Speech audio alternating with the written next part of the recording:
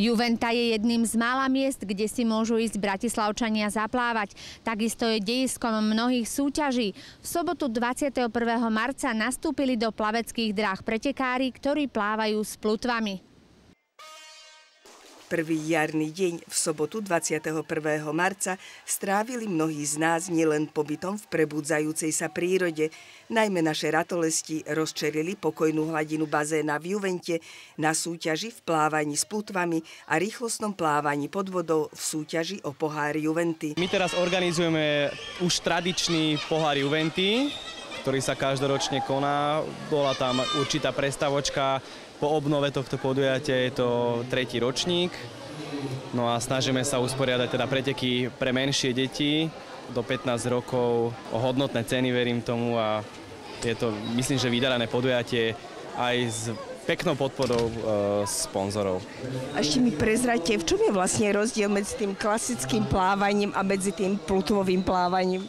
Rozdiel je v tom, pláva sa s plutvami.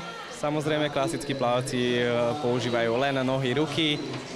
Túto plutvoví plavci majú tú pomôcku plutvy, po prípade dýchaciu trubicu, a určite je to veľmi zaujímavé tým, že je to rýchly šport. Je to veľmi rýchly a dovolím si povedať, že atraktívny šport.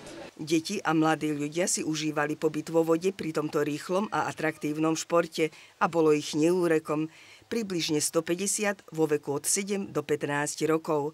Z Bratislavy, zo Šale, zo Zvolena, ale i zo Srbska. Je dobrý tento mančaft, je kvalitný? Jesu, kvalitetni sú, neki sú popravili svoje... Ako sa vyjadrila ich trénerka, niektorí už potvrdili svoje kvality, niektorých treba ešte učiť. Iný názor mali deti. Spokojné boli najmä s tým, že si mohli zasúťažiť. Ako sa ti dnes plávalo? Tak na začiatku hrozné a potom dobre. A ako si skončila, vieš už? Nie. Nevieš výsledok. A teraz ešte mi prezrať, že ako poznáme plávanie, ale to plutvové plávanie je asi troška tak o inom. Tak aké to je?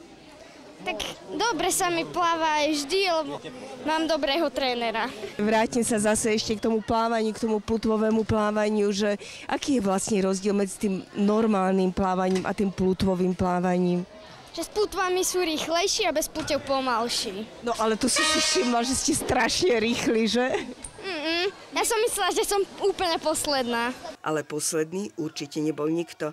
Bez ohľadu na to, ako skončili, vychutnávali si plávanie, ktoré patrí k najzdravším športom.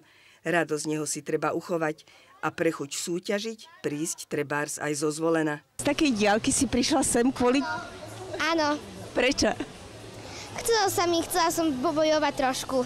A podarilo sa ti dobre dobojovať? Podarilo. Ako si skončila? No tak, celkom dobre, ale ešte výsledky presne neviem. Čo vás vlastne prilákalo k tomu plávaniu a najmä k plutovému plávaniu? Starko chodila na kúpalisko a tak ma to začalo baviť, tak som začala chodiť, že môžem aj niečo vyhrať.